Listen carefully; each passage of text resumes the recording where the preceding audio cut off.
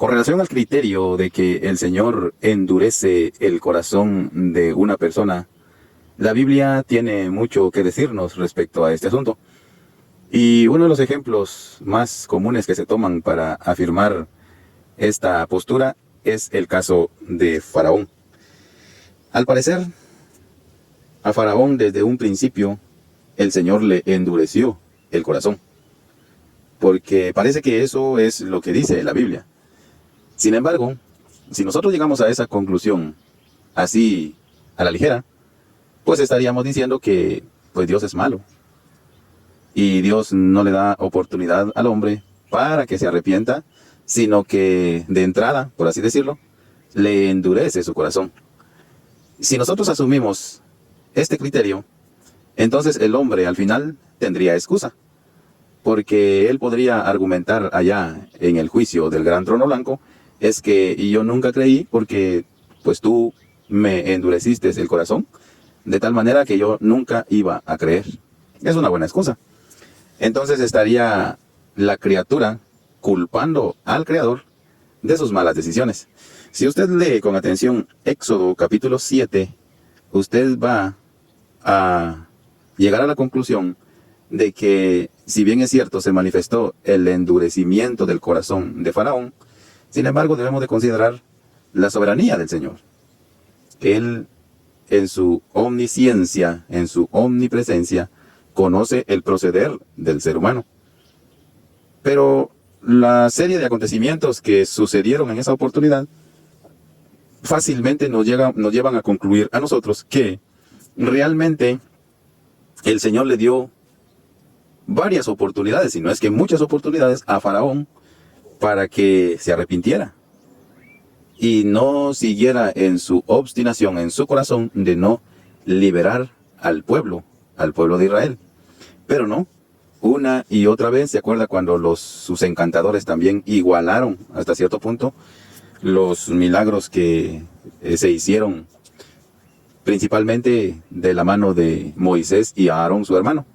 Los hechiceros de aquella época, es decir, los servidores de Faraón, también pudieron hacer lo mismo, pero después ya no pudieron. Y durante todo ese proceso, ¿qué estaba haciendo el Señor? Pues demostrándole a Faraón que había un solo Dios y hay un solo Dios, el cual tiene dominio, el cual tiene poder absoluto para hacer todas las cosas y para que el hombre también venga y reconozca que no hay poder como el poder del Señor. Eso es lo que está enseñándonos ahí el texto como tal. Pero cuando usted vaya a revisar ese pasaje, póngale bien atención que el punto cúspide prácticamente, cuando el Señor dice que endureció el corazón de Faraón, fue cuando llega la sentencia de aquel juicio de la muerte del primogénito. Hasta ahí el Faraón, aquel hombre, aquel simple mortal, oponiéndose al Dios Todopoderoso. Y una y otra vez dijo, pues me arrepiento, que venga Moisés y ore para que Dios quite esa plaga. Llegaba Moisés y oraba. ¿Qué estaba haciendo el Señor ahí? El Señor no estaba endureciendo el corazón de Faraón. El Señor lo que estaba haciendo es dándole oportunidad a Faraón para que considerara que lo que estaba haciendo él, es decir, el Faraón, es oponiéndose al Dios omnipotente, al Dios todopoderoso. Pero no, él no cayó en cuenta y siguió con su obstinación. Y déjeme decirle que el Señor hace ese mismo proceso con toda la humanidad. Eso es lo que nos muestra la palabra. Una y otra vez el Señor está llamando, el Señor le muestra su poder inevitable, porque como leemos allá en Romanos, si usted va y busca el capítulo 1 de la epístola a los Romanos, y esto ya es el Nuevo Testamento, ya son epístolas doctrinales. Dice 1:18, porque la ira de Dios se revela desde el cielo contra toda impiedad e injusticia de los hombres, que detienen con injusticia la verdad. Porque lo que de Dios se conoce les es manifiesto, pues Dios se lo manifestó. Porque las cosas invisibles de Él, su eterno poder, y deidad se hacen claramente visibles desde la creación del mundo, siendo entendidas por medio de las cosas hechas, de modo que no tienen excusa. Vea, el mismo proceso, el mismo procedimiento que se dio con Faraón, si bien es cierto, allá fueron prodigios, señales, milagros que aquel hombre pudo ver, pero no creyó en el único Dios soberano. Y aquí lo mismo está diciendo el Señor. ¿Cómo puede ser que en la actualidad el hombre no crea? Si, por ejemplo, él respira el aire, respira el oxígeno, ¿por qué no se pone a analizar? Bueno, ¿quién me da este oxígeno? Él puede ver hacia los cielos y contemplar la luna. Y cómo la luna está prácticamente suspendida en la nada, en el aire, es decir, nadie lo está deteniendo, está flotando semejante astro allí a la vista del ser humano. ¿Y qué decir de las estrellas? ¿Qué decir de las montañas? ¿Qué decir de toda la creación que día tras día dice que proclaman la gloria de Dios, anunciándole al hombre que hay un único Dios y un creador del universo? ¿Pero qué hace el hombre? Pues no cree. Sin embargo, el Señor claramente dice, no tienen excusa. Faraón no va a tener excusa en aquel entonces. Faraón no va a poder decirle al Señor, es que yo no creí porque tú me endureciste ese corazón desde un principio. Pues si se diera ese escenario, pues Dios le puede decir, no, yo una y otra vez te demostré que había un Dios único en el cual tú debías creer, pero endureciste tu corazón. Y aquí vamos a ver qué sucedió o qué sucede. Dice que de modo que no tienen excusa. La gente al contemplar el eterno poder de Dios por medio de las cosas creadas, no pueden decir que a mí nadie me predicó. A mí nadie me habló del Evangelio, por eso es que yo no creí. No.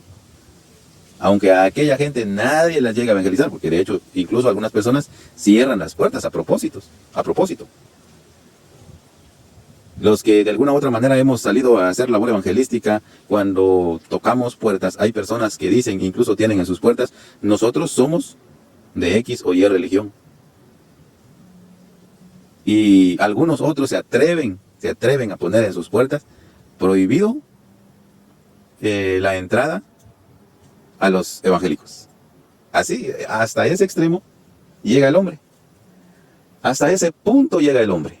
Sin embargo, el Señor una y otra vez le extiende su misericordia y le dice, mira, yo te estoy enviando el sol, yo te mando el sol para que te caliente, yo te mando el sol para que haga crecer la hierba, para que haga crecer las frutas, las verduras con las cuales tú te sustentas y pues tienes ahí el acceso para poder comprarte, qué sé yo, las proteínas que vienen de la carne. Pues ¿quién hace crecer a esos animales? Pues la hierba del campo. ¿Y quién es el que sustenta a esos animales? Pues es Dios. Sin embargo, la criatura está ensoberbecida, no cree. Ahora, cuando el Señor viene y hace esa declaración, o mejor dicho, el Espíritu Santo hace esa declaración en la carta a los Romanos, el versículo 21 sigue diciendo, pues habiendo conocido a Dios, no le glorificaron como a Dios, ni le dieron gracias, sino que se envanecieron en sus conocimientos y su necio corazón fue entenebrecido.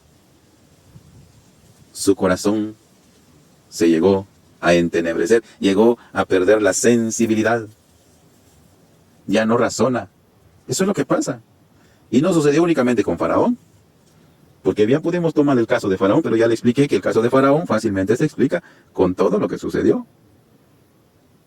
Pues el primer acontecimiento que se dio en aquella oportunidad no fue la muerte del primogénito, no.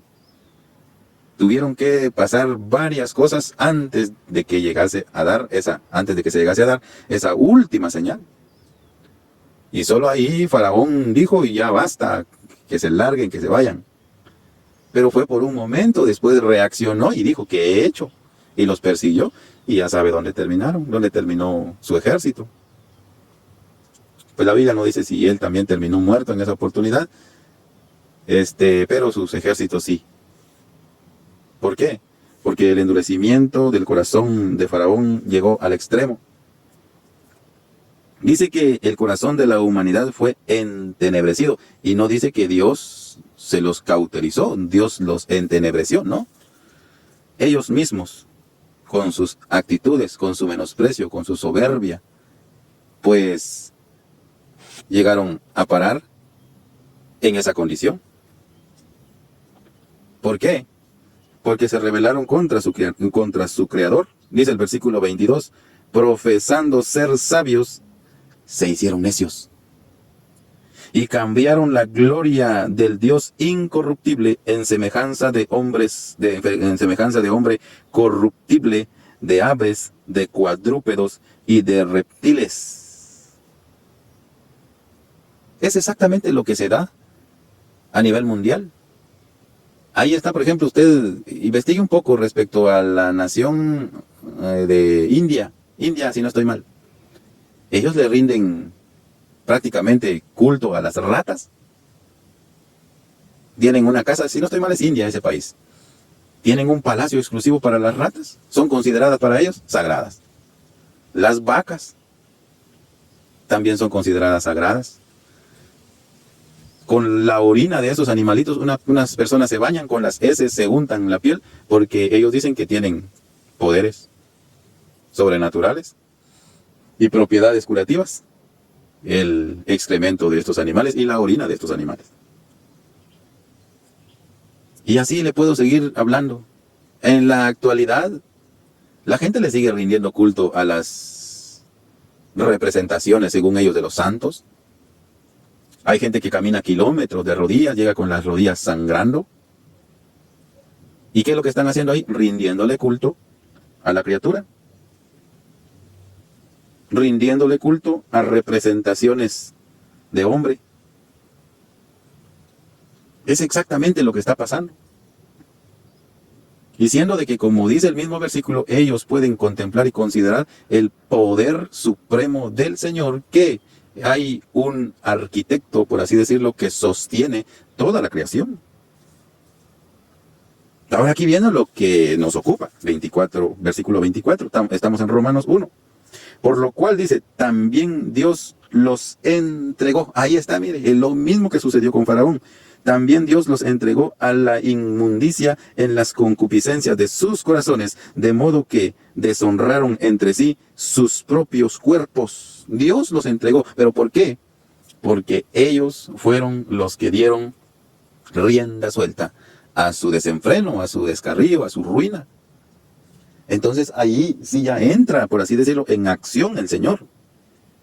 Ya que cambiaron, versículo 25, ya que cambiaron la verdad de Dios por la mentira, honrando y dando culto a las criaturas antes que al Creador, el cual es bendito por los siglos.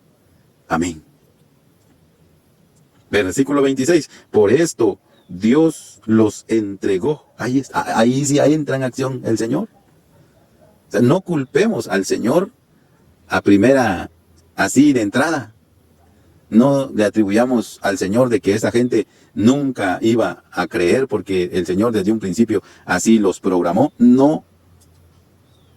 Dice que por esto Dios los entregó a pasiones vergonzosas, pues aún sus mujeres cambiaron el uso natural por el que es contra naturaleza, y de igual modo también los hombres, dejando el uso natural de la mujer, se encendieron en su lascivia unos con otros, cometiendo hechos vergonzosos, hombres con hombres, y recibiendo en sí mismos la retribución a su extravío. Y como ellos no aprobaron el tener en cuenta a Dios, Dios los entregó otra vez a una mente reprobada para hacer cosas que no convienen. Qué maravilloso es tener la Biblia, el libro que el Señor nos ha querido dejar, su revelación que el Señor nos ha querido dejar, para que nosotros tengamos siempre respuesta a todo lo que sucede a nivel mundial. Y ahí sigue ya el tiempo es corto. El tiempo aquí, podríamos pasar aquí prácticamente unas 2 horas hablando con relación a este tema, pero creo que esto fue práctico. Esto fue concreto, los versículos son concretos. No hay necesidad de estarlos interpretando, no hay necesidad de estarle agregando ahí criterios que a veces hacen alejarnos de la palabra. No, no se necesita ciencia, no necesita usted ir a un seminario para aprender estas cosas. Eso las puede usted aprender leyendo su Biblia. Y sigue diciendo ahí el capítulo 1 de Romanos.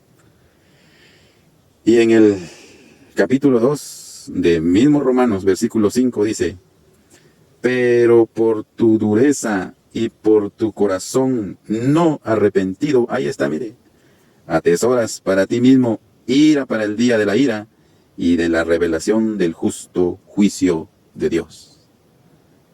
Entonces, concluimos, debido a lo que encontramos en la palabra, que Dios endurece el corazón. Pues la respuesta sería sí y no.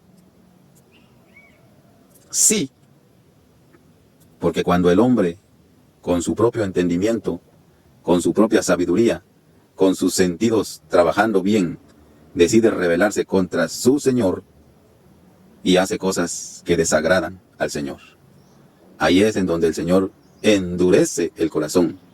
No porque desde un principio el Señor no quiere que ninguno se pierda. Así dice la Biblia. Así dice la bendita palabra del Señor. Dios no quiere que ninguno se pierda, sino que todos procedan al arrepentimiento.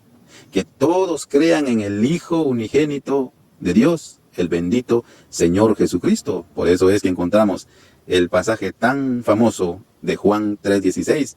Porque de tal manera amó Dios al mundo, que dio a su Hijo unigénito para que todo aquel que en Él cree no se pierda, mas tenga vida eterna. Entonces, la reflexión es que, o la conclusión mejor dicho, es que Dios no endurece el corazón del hombre, sino que es el hombre quien endurece su corazón en primera instancia, y lo que el Señor hace es prácticamente abandonarlo para que prácticamente llegue a un punto de no retorno. Entonces, la invitación también es para usted, si no conoce todavía al Señor Jesucristo como su único y suficiente Salvador, que lo haga. Venga a Él, crea en Él, para que usted sea una persona feliz y dichosa por la eternidad. Bendiciones y hasta la próxima.